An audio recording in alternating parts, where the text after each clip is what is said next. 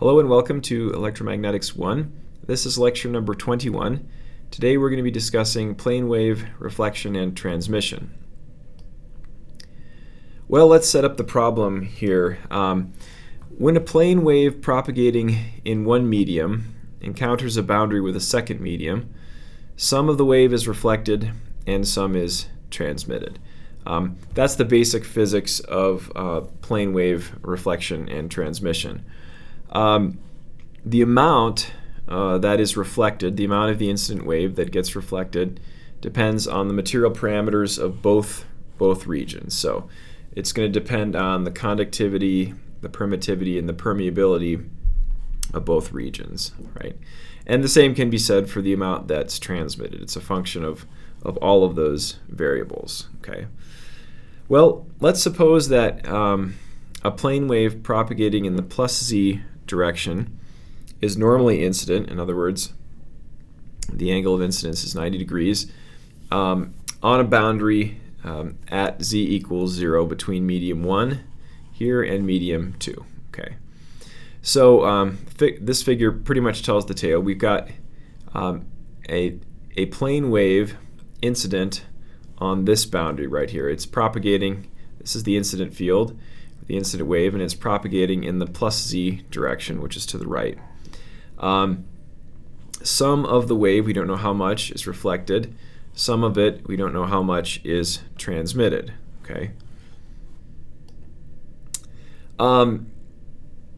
Again, the incident field is traveling in the plus z direction in medium 1. The incident electric field is polarized along the x direction, so we can write it in this fashion.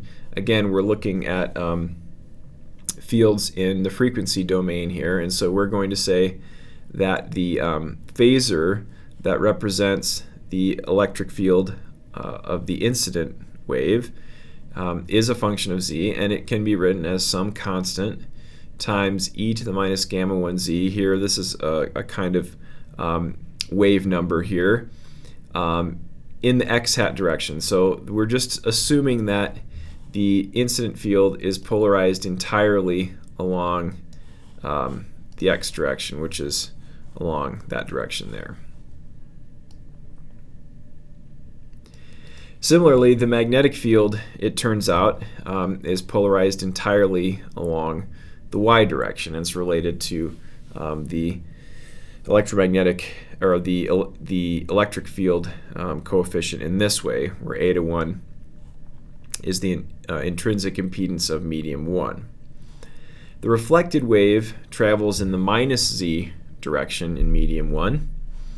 We can write its electric field similarly in this direction, only now we have a different coefficient here. This is unknown. We don't know how much of the wave is reflected at this point, so we have to use a variable for that coefficient. And if you'll notice, because it's traveling in the negative z direction, the z dependence is e to the plus gamma 1z, versus a wave traveling in the plus z direction has the e to the minus gamma 1z dependence there. The magnetic field due to the magnetic field of the reflected wave can similarly be written. There's also an unknown coefficient for it. And it also is traveling in the minus z direction and is polarized along the y direction. However, via Maxwell's equations, we can eliminate this unknown and express the magnetic field in terms of the reflected, the unknown associated with the reflected electric field. Okay. So to summarize here, there's one unknown associated with the reflected field, E sub r naught here. Okay. The transmitted wave travels in the plus z direction in medium 2. Okay. So we're going to have an unknown associated with the electric field of the transmitted wave. It's also going to be polarized along the x direction in this case. And the z dependence is involved with this e to the minus gamma 2z term here. The minus sign again indicates propagation in the plus z direction. And similarly, the magnetic field can be written as that same unknown coefficient over the intrinsic impedance of medium 2 times e to the minus gamma 2 z polarized along the y direction. Okay. Well, the idea here is that we know the magnitude of the incident field, so we can treat E sub I naught as a known quantity. We don't know E sub R naught, we don't know E sub T naught. These are the magnitudes of the reflected and transmitted waves. Okay. The total field in medium 1, the field that you would actually measure if you got in there and tried to measure it, is the superposition of the incident and reflected waves. So the total electric field in region 1 is the sum of the incident plus the reflected wave. The total magnetic field is the sum of the incident plus the reflected magnetic field. The total field in medium 2 is the transmitted wave. That's it. There's nothing else. It's just the transmitted wave. So E2 is ET and H2 is equal to HT in this case, okay, to where T stands for transmitted. Okay, well, how do we find those two unknown coefficients, E sub R naught and E sub T naught? And the answer is we apply boundary conditions at z equals 0. The boundary conditions at z equals 0 require that the tangential components of the total electric and magnetic fields are continuous. There's no current on the boundary, so the electric field is continuous, and the tangential electric field is continuous, and the tangential magnetic field is continuous. Those are the two boundary conditions that we're going to enforce at z equals 0. So the only tangential component of the electric field at z equals 0 is the x component. So that makes the first equation really easy. The total tangential electric field at z equals 0 in region 1 is equal to the total tangential electric field at z equals 0 in region 2.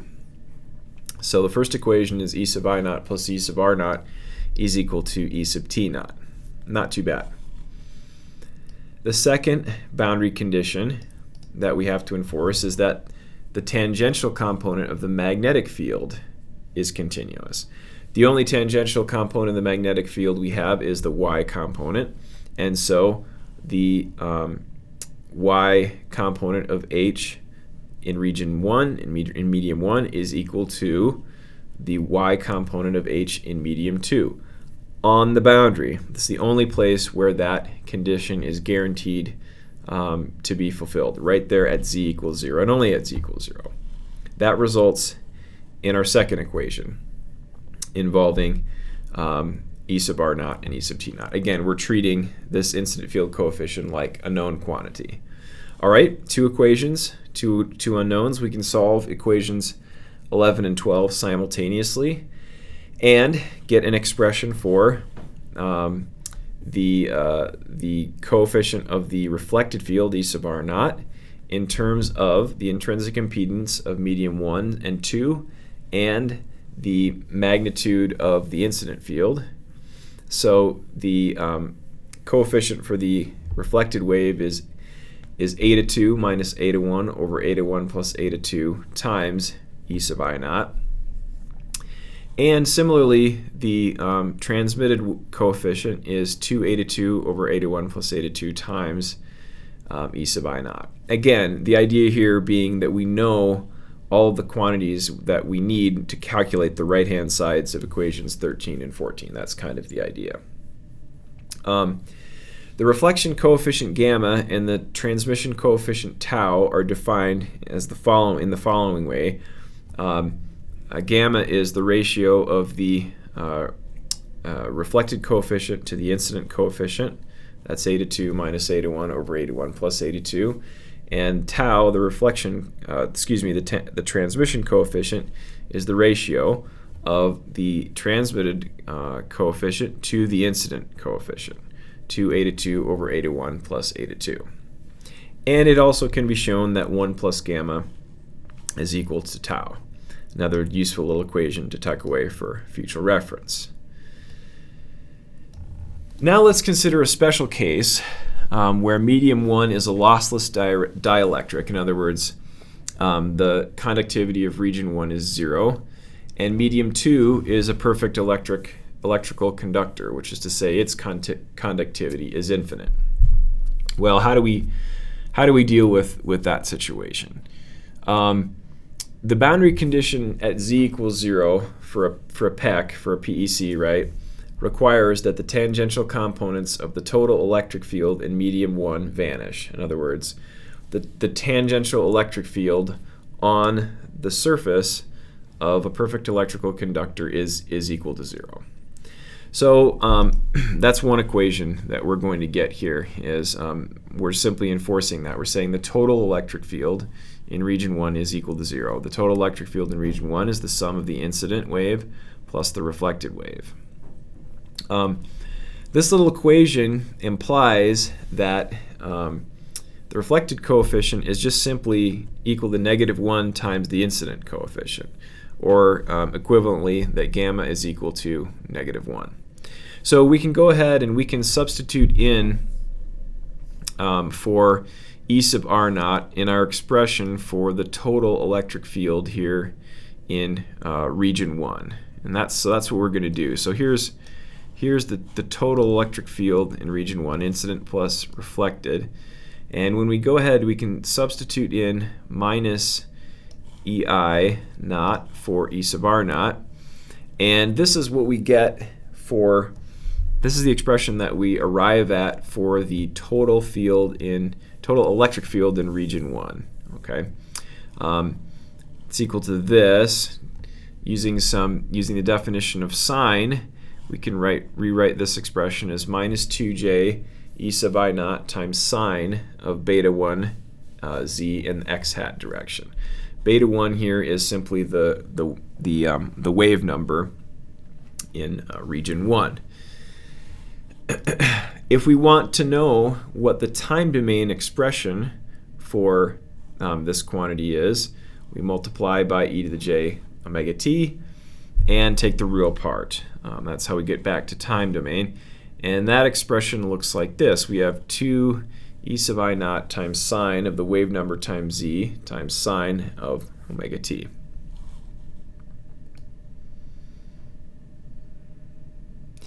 Similarly, the magnetic field in time domain is 2 e sub I naught over the intrinsic impedance of medium 1 times cosine of the wave number times z times cosine of omega t, and it's polarized in the y hat direction.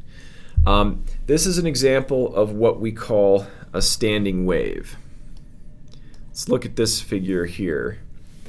So we're going to be looking at the time domain expression here for the electric field. That's going to be that's going to be our focus here for figure 2. All right. So what are we seeing here in figure 2? Well, each of these lines represents the magnetic field, the electric field at different times. Okay, so at time t equals 0, sine of 0 is 0, so the x component of the electric field is 0. So we're just right here along that line. At time t equals capital T, the period divided by 8, if we take a snapshot at that time and look at the wave as a function of space, we're right here along this dashed line. So the field starts at 0, then you get this dashed line here, and then at t equals 2 capital T over 8 or capital T over 4, we're up at this solid line here. That turns out to be the maximum amplitude that the wave attains, and then at t equals 3 capital T divided by 8, the magnitude of the wave comes down again to this dashed line, and then at 4 capital T over 8, you're at 0 again. And then at 5 capital T over 8, you're down here on this solid line. And 6 capital T over 8, you're here, then back down, and then increasing to here, then back down again, and so forth. So why is it called a standing wave? Well, it's called a standing wave because the information does not travel the way that it does in a standing wave, in a traveling wave, excuse me. If you remember when we talked about the lecture on electromagnetic waves, we saw a traveling wave. And basically, if you take a snapshot at a particular time of a traveling wave, and then you compare the pattern at some t equals delta t later into the future, so the entire wave just shifts, if you remember, as you allow time to increase. So if the wave is traveling in this direction, the entire shape just shifts as you look at it at different times. That's not what's happening with a standing wave. With a standing wave, the amplitude of the wave just simply oscillates up and down at a particular point in space. So it's the physics is different. The sum of two traveling waves will give you a standing wave, and that's what we have here. This is going back up here, this is a wave traveling to the right, and this is a wave traveling to the left. That should be a positive sign there. So when you add a wave that travels to the right to a wave that travels to the left, you get a standing wave. And that's what we have here in figure 2, is a standing wave. Okay, normal incidence with two lossless dielectrics. A second case of interest results when both media are lossless dielectrics. In other words, conductivity of both regions is equal to 0. Let's have a look briefly here at figure 3. So we're saying this is a pure dielectric and this is a pure dielectric. Now notice, because the conductivity of the second region is finite, in fact it's 0, you're going to have a transmitted wave as well as a reflected wave in this case. However, there is still a standing wave set up in medium 1 because you still have the superposition of two waves traveling in opposite directions. The ratio of the maximum magnitude of the electric field to the minimum magnitude of the electric field in region 1 is called the standing wave ratio S, and it can be shown that it's equal to this quantity here, that standing wave ratio is 1 plus the magnitude of the reflection coefficient over 1 minus the magnitude of the transmission coefficient. Or you can solve this equation for the magnitude of the reflection coefficient. That's equal to S minus 1 over S plus 1. Usually we look at the standing wave ratio on a decibel scale, typically. Well, what's this mean physically here? Well, let's look at the situation where the intrinsic impedance of medium 2 is larger than the intrinsic impedance of medium 1. That corresponds to this solid line right here. It's still the total field in region 1 is still a standing wave, but the phase of that standing wave looks different depending on the material parameters of region 1 and region 2. This is what it looks like if the intrinsic impedance of this medium is bigger than this medium. You get this solid line.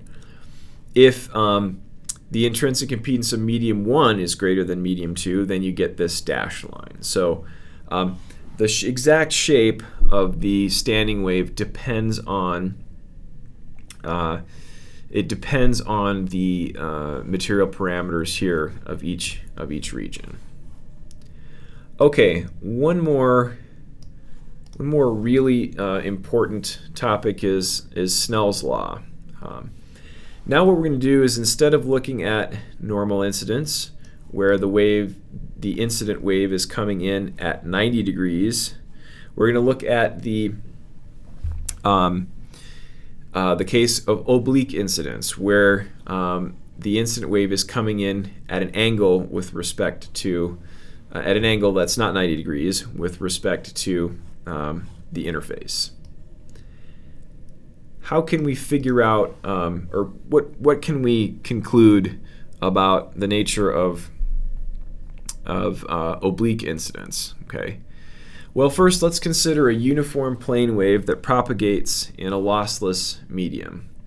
So what we're going to say here is that the phasor representing, ignore the t there, this is just a phasor. A phasor representing a wave traveling in a particular direction k can be written like this. E0 here, this is the polarization vector, tells you the direction in which the wave is pointing. And then e to the jk dot r. Here, r is the position vector. It's literally where are you in space. And then k is called the wave number vector. And it points in the direction of propagation. Okay. The magnitude of the wave number vector is determined by this dispersion relation right here. So typically we say that the x component of the wave number vector squared plus the y component of the wave number vector squared plus the z component of the wave number vector squared is equal to omega squared times the permeability times the permittivity. Okay, well, we can substitute this expression here for the phasor into Maxwell's equations, and that gets us these four equations, which are in frequency domain. A couple of important things that you can see here from these equations. All right, equations 29 and 30 are saying that both the magnetic field and the electric field are at 90 degrees to the wave vector k. Okay, so they are the magnetic field and is orthogonal to k, as is the electric field. Okay.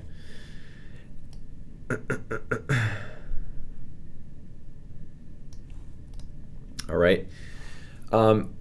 You can show from those four equations that this equation also holds, that the magnetic field is equal to k hat cross ES over the intrinsic impedance. All right. Okay, now let's consider the oblique incidence of a uniform plane wave at a planar boundary as shown in this figure right here. So here is the wave vector of the incident field, and it makes an angle theta I with a line that's at 90 degrees to the interface. Okay. Our question is, what is theta r and what is theta t? Okay. So theta r is the angle that the wave vector of the reflected wave makes with this 90 degree line here. And then theta t is the angle that the transmitted wave makes with this 90 degree line. How are we going to figure out what those angles are? Okay.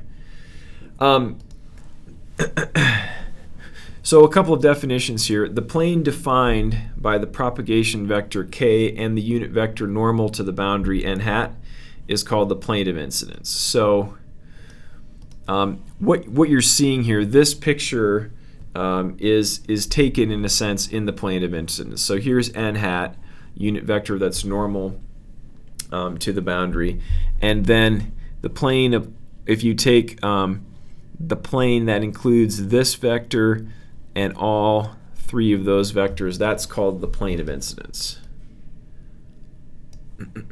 Okay. The angle theta I between k and n hat is called the angle of incidence. All right, so this right here, that's the angle of incidence. All right, so again, what we're going to do here is we're going to write an expression for the electric field of the incident field as a phasor. We're going to write an expression for the electric field of the reflected wave as a phasor and the electric field of the transmitted wave as a phasor is the idea here. And you'll notice that clearly the incident field is traveling in the direction ki hat, pointing in the direction of k sub I. The reflected field is the reflected wave is traveling in the direction defined by k hat r, or so the direction pointing in the direction of kr, and the transmitted wave is traveling in the direction defined by k sub t. Okay. All right, again, in order to figure out what theta r and theta t are, the reflected angle and the transmitted angle, we're going to use boundary conditions. Boundary conditions require that the tangential component of the electric field is continuous at z equals 0, right? Same can be said with the magnetic field. The tangential component of the magnetic field has to be continuous across the boundary if there's no current on the boundary. This boundary condition can be satisfied for all points x and y only if the tangential components of the wave vector are continuous. Okay, so you can show that if you want the tangential components of the electric field to be continuous everywhere along the plane here defined by z equals 0. So everywhere, at every xy point along this plane right here. If you want that to be the case, then you need to have the following to be the case, that the x component of the incident wave vector is the same as the x component of the reflected wave vector, which is the same as the transmitted component of the x component of the transmitted wave. So all of these, the x component of the wave vector of all three has to be the same, okay? And so does the y component of all three, all right? This is called the phase matching conditions, all right? This is called phase matching conditions, right? Okay, well, continuity of the tangential components of the wave vectors can be written in this way. So ki times sine of theta I, that is in fact, if you look at this picture right here, let's see here, ki, the magnitude of the incident wave vector, times sine of theta I gets you this component. That is in fact the x component. Slide up so you can see the x here. That is in fact the x component of the incident wave vector, all right? So we're saying the x component of the incident wave vector here has to be equal to, that's this piece, the x component of the incident wave vector has to be equal to the x component of the reflected wave vector, all right? Similarly, the x component of the transmitted wave vector has to be equal to the x component of the incident wave vector. Okay.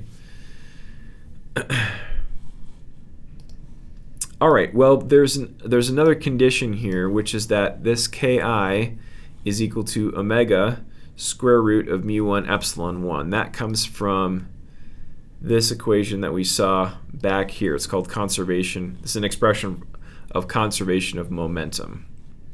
So in region 1, the magnitude of the incident wave vector is equal to this. In region 2, the magnitude of the transmitted wave vector is equal to that. So we can substitute these expressions into these two equations, and we get the following. So working first here on equation 1, if we substitute these two expressions into equation 33, we get this equation.